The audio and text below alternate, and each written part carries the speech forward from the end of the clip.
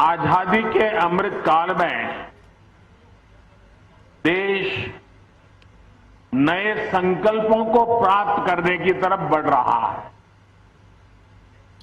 आज का ये कार्यक्रम भी देश की बेहतर होती स्वास्थ्य सेवाओं का प्रतिबिंब है। होमी भाभा कैंसर अस्पताल और रिसर्च सेंटर से पंजाब, हरियाणा के साथ ही हिमाचल प्रदेश के लोगों को भी लाभ होने वाला है। मैं आज इस धरती का एक और वजह से आभार व्यक्त करना चाहता हूं। पंजाब स्वतंत्रता सेनानियों, क्रांतिवीरों, राष्ट्रभक्ति से ओत-प्रोत परंपरा की ये पवित्र धरती है।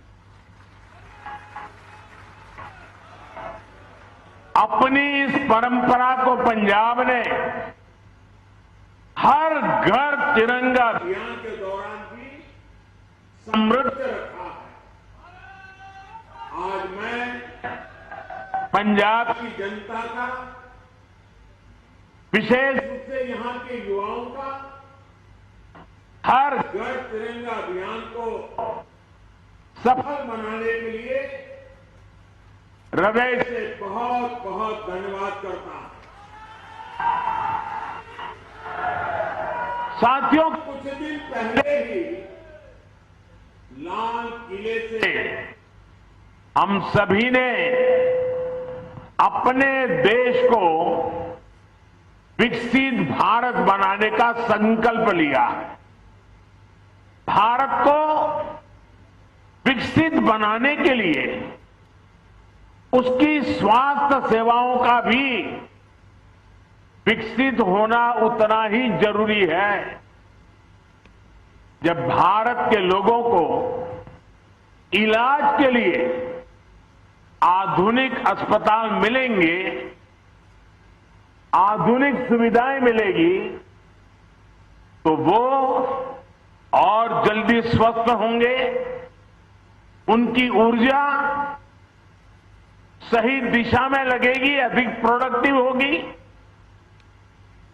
आज होमी भाभा कैंसर अस्पताल और रिसर्च सेंटर के तौर पर भी देश को एक आधुनिक अस्पताल मिला है। इस आधुनिक सुविधा के निर्माण में केंद्र सरकार के टाटा मेमोरियल सेंटर ने महत्वपूर्ण भूमिका निभाई है। ये सेंटर देश विदेश में अपनी सेवाएं उपलब्ध कराकर कैंसर के मरीजों का जीवन बचा रहा है। देश में कैंसर की आधुनिक सुविधाओं के निर्माण में भारत सरकार अग्रणी रोल निभा रहा है। मुझे बताया गया है कि टाटा मेमोरियल सेंटर के पास हर साल 1.5 लाख नए मरीजों के इलाज की सुविधा तैयार हो गई है। एक कैंसर मरीजों को बहुत बड़ी राहत देने वाला काम हुआ है। मुझे याद है, यहां चंडीगढ़ में हिमाचल के दूर सुदूर के क्षेत्रों से भी लोग कैंसर सहित अनेक गंभीर बीमारियों के इलाज के लिए पीजीआई आते थे। पीजीआई में बहुत भीड़ होने से पेशेंट को भी, उनके परिवारजनों को भी कई परेशानियां रहती थी। अब तो हिमाचल प्रदेश में बिलासपुर में एम्स बन गया है और यहां कैंसर के इलाज के लिए इतनी बड़ी सुविधा बन गई है। जिसको बिलासपुर नजदीक पड़ता है वो वहां जाएगा और जिसको मोहाली नजदीक पड़ता है वो यहां आएगा। साथियों, लंबे समय से देश में ये आकांक्षा रही है कि हमारे देश में हेल्थ केयर का एक ऐसा सिस्टम हो जो गरीब से गरीब की भी चिंता करता, एक ऐसी स्वास्थ्य व्यवस्था जो गरीब के स्वास्थ्य की चिंता करे, गरीब को बीमारियों से बचाए, बीमारी हुई तो फिर उसको उत्तम इलाज सुलभ कराए। अच्छे हेल्थ केयर सिस्टम का मतलब सिर्फ 4 दीवारें बनाना नहीं होता है।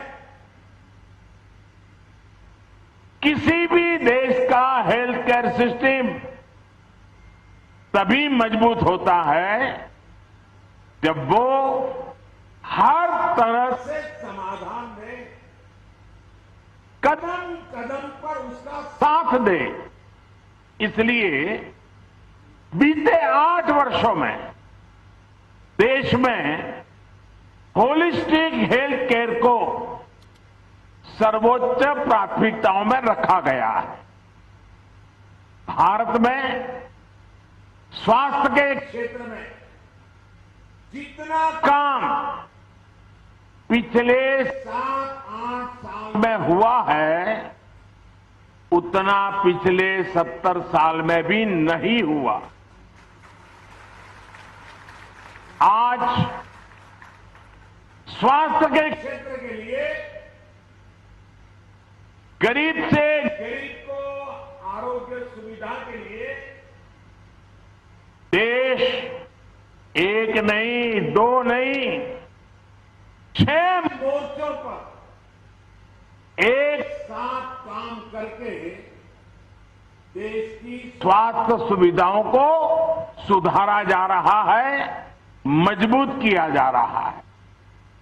पहला मोर्चा है प्रिवेंटिव हेल्थ केयर को बढ़ावा देने का। दूसरा मोर्चा है गांव-गांव में छोटे और आधुनिक अस्पताल खोलने का। तीसरा मोर्चा है शहरों में मेडिकल कॉलेज और मेडिकल रिसर्च वाले बड़े संस्थान खोलने का। चौथा मोर्चा है देश भर में डॉक्टरों और पैरामेडिकल स्टाफ की संख्या बढ़ाने का। पांचवा मोर्चा है मरीजों को सस्ती दवाइयां, सस्ते उपकरण उपलब्ध कराने का। और छठा मोर्चा है टेक्नोलॉजी का इस्तेमाल करके मरीजों को होने वाली मुश्किलें कम करने का। इन 6 मोर्चों पर केंद्र सरकार आज रिकॉर्ड निवेश कर रही है, इन्वेस्टमेंट कर रही है, हजारों करोड़ रुपए खर्च कर रही है। क्यों? हमारे यहां हमेशा से कहा गया है बीमारी से बचाव ही सबसे अच्छा इलाज होता है।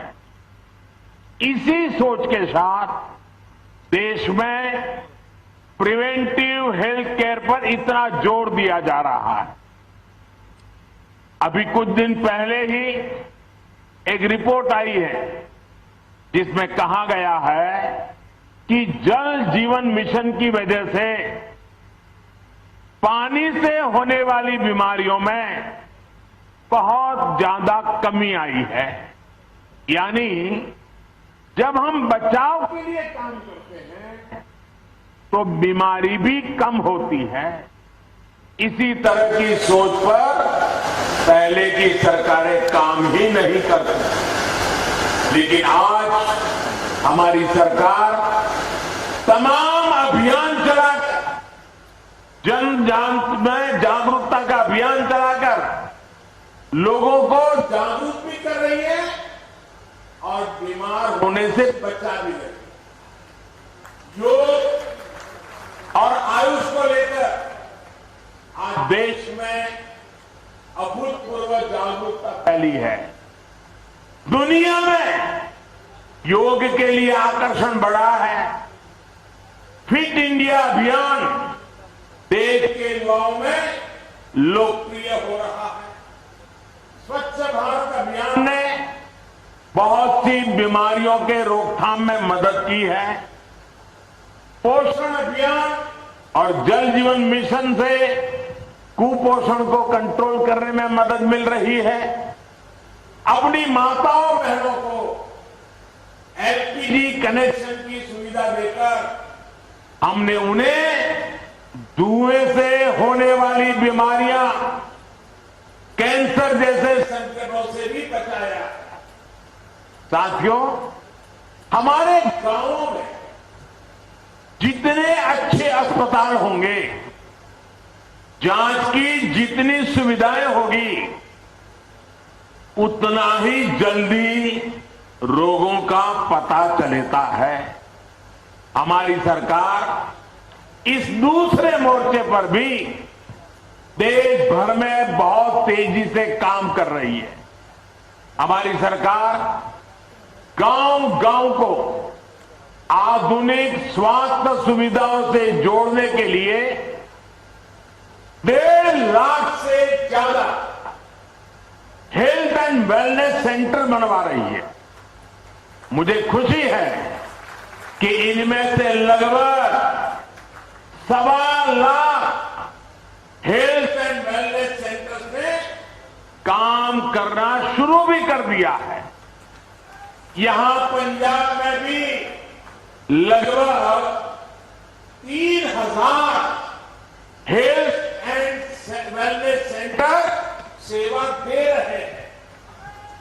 देश भर में in health and wellness centres में अभी तक लगभग 22 करोड़ लोगों की कैंसर से जुड़ी स्क्रीनिंग हो चुकी है, जिसमें से करीब 60 लाख स्क्रीनिंग ये मेरे पंजाब में हुई है।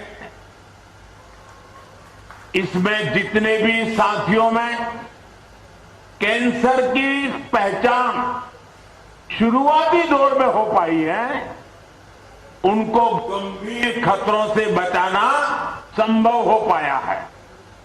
साथियों, एक बार जब बीमारी का पता चलता है तो ऐसे अस्पतालों की जरूरत होती है जहां गंभीर बीमारियों का ठीक से इलाज हो सके। इसी सोच के साथ केंद्र सरकार देश के हर जिले में कम से कम एक मेडिकल कॉलेज के लक्ष्य पर काम कर रही है। Ayushman Bharat health infrastructure mission के तहत जिला स्तर पर आधुनिक स्वास्थ्य सुविधाएं बनाने पर 64,000 करोड़ रुपए खर्च किए जा रहे हैं। एक समय में देश में सिर्फ 7 एम्स हुआ करते थे, आज इनकी संख्या भी बढ़कर के 21 हो गई है। यहां पंजाब के बठिंडा में भी एम्स बेहतरीन सेवाएं दे रहा है। अगर मैं कैंसर के अस्पतालों की ही बात करूं तो देश के हर कोने में कैंसर से जुड़े इलाज की आधुनिक व्यवस्था की जा रही है। पंजाब में ये इतना बड़ा सेंटर बना है। हरियाणा के झज्जर में भी नेशनल कैंसर इंस्टीट्यूट स्थापित किया गया है। पूर्वी भारत की तरफ जाएं तो वाराणसी अब कैंसर ट्रीटमेंट का एक हब बन रहा है। कोलकाता में नेशनल कैंसर इंस्टीट्यूट का दूसरा कैंपस भी काम शुरू कर चुका है। कुछ दिन पहले ही असम के डिब्रूगढ़ से मुझे एक साथ 7 नए कैंसर अस्पतालों के लोकार्पण का अवसर भी मिला था। हमारी सरकार ने देश भर में कैंसर से जुड़े करीब 40 विशेष स्वीकृत किए हैं, जिनमें से अनेक अस्पताल सेवा देना शुरू भी कर चुके हैं। साथियों, अस्पताल बनाना जितना जरूरी है, उतना ही जरूरी पर्याप्त संख्या में अच्छे डॉक्टरों का होना, दूसरे पैरामेडिक्स उपलब्ध होना भी है। इसके लिए भी आज देश में मिशन मोड पर काम किया जा रहा है। 2014 से पहले देश में 400 से भी कम मेडिकल कॉलेज थे, यानी 70 साल में 400 से भी कम मेडिकल कॉलेज। वहीं बीते 8 साल में 200 से ज्यादा नए मेडिकल कॉलेज देश में बनाए गए। मेडिकल कॉलेजों के विस्तार का मतलब है कि मेडिकल सीटों की संख्या बढ़ी है, मेडिकल की पढ़ाई करने वाले छात्रों के लिए अवसर बढ़े हैं और देश की सेहत का ध्यान रखने वाले हेल्थ प्रोफेशनल की संख्या बढ़ी है। यानी हेल्थ सेक्टर में रोजगार के भी अनेक अवसर इससे तैयार हो रहे हैं।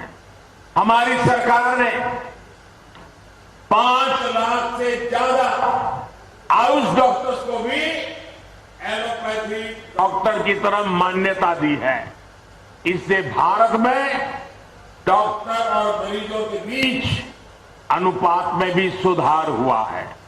साथियों, यहां बैठे हम सभी लोग बहुत सामान्य परिवारों से, हम सभी को अनुभव है कि गरीब के घर जब बीमारी आती थी तो घर जमीन तक बिक जाया करती। इसलिए हमारी सरकार ने मरीजों को सस्ती दवाइयां, सस्ता इलाज उपलब्ध कराने पर भी उतना ही जोर दिया है।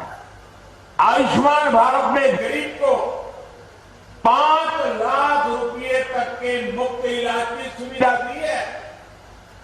इसके तहत अभी तक 3.5 करोड़ मरीजों ने अपना इलाज कराया है और 1 रुपये का उनको खर्च नहीं करना पड़ा है। और इसमें बहुत सारे कैंसर के मरीज भी है। आयुष्मान भारत की वजह से गरीब के 40,000 करोड़ रुपए, अगर ये व्यवस्था न होती तो उसकी जेब से जाने वाले थे वो 40,000 करोड़ रुपए आप जैसे परिवारों के बचे हैं।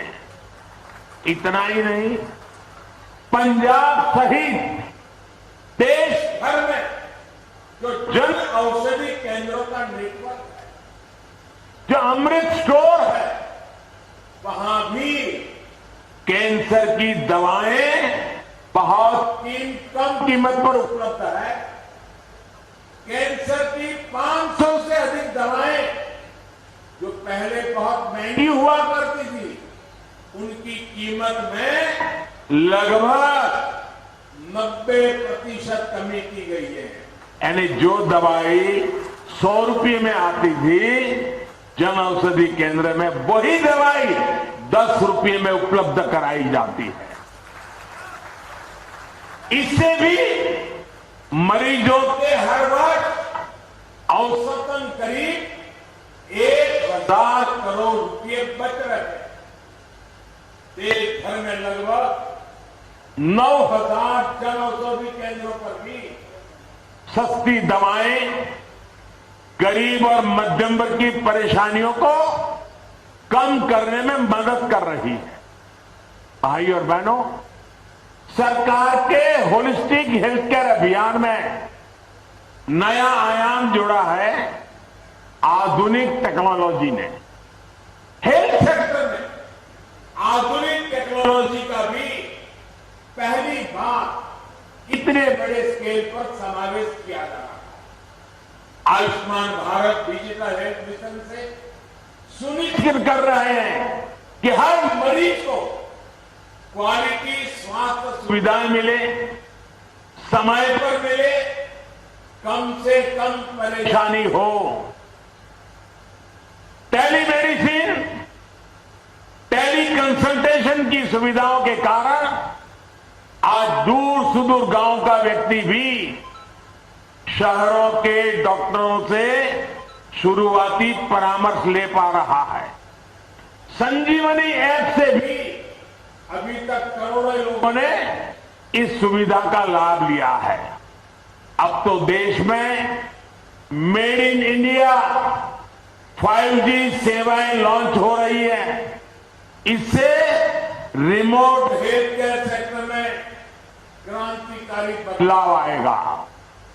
तब गांव के गरीब परिवारों के मरीजों को भी बड़े अस्पतालों में बार बार जाने की मजबूरी भी कम हो जाएगी। साथियों, मैं देश के हर कैंसर पीड़ित और उनके परिवार से एक बात जरूर कहना चाहूंगा। आपकी पीड़ा मैं भली भांति समझ सकता हूं, लेकिन कैंसर से डरने की नहीं, लड़ने की जरूरत है। इसका इलाज संभव है। मैं ऐसे अनेक लोगों को जानता हूं जो कैंसर के सामने लड़ाई जीत करके आज बड़ी मस्ती से जिंदगी जी रहे हैं। इस लड़ाई में आपको जो भी मदद चाहिए, केंद्र सरकार वो आज उपलब्ध करा रही है। इस अस्पताल से जुड़े आप सभी साथियों से भी मेरा विशेष आग्रह रहेगा कि कैंसर के कारण जो डिप्रेशन की स्थितियां बनती है, उनसे लड़ने में भी हमें मरीजों की, परिवारों की मदद करनी है। एक प्रोग्रेसिव समाज के तौर पर यह हमारी भी जिम्मेदारी है कि हम मेंटल हेल्थ को लेकर अपनी सोच में बदलाव और खुलापन लाए, तभी समस्या का सही समाधान निकलेगा। स्वास्थ्य सेवा से जुड़े अपने साथियों से मैं ये भी कहूंगा कि आप भी जब गांवों में कैंप लगाते हैं तो इस समस्या पर भी जरूर फोकस करें। सबका प्रयास से हम कैंसर के विरुद्ध देश की लड़ाई को मजबूत करेंगे। इसी विश्वास के साथ पंजाब वासियों को और जिसका लाभ हिमाचल को भी मिलने वाला है, आज एक बहुत बड़ा तोहफा आपके चरणों में समर्पित करते हुए मैं संतोष की अनुभूति करता हूं, गर्व की अनुभूति करता हूं। आप सबको बहुत बहुत शुभकामनाएं, बहुत बहुत धन्यवाद।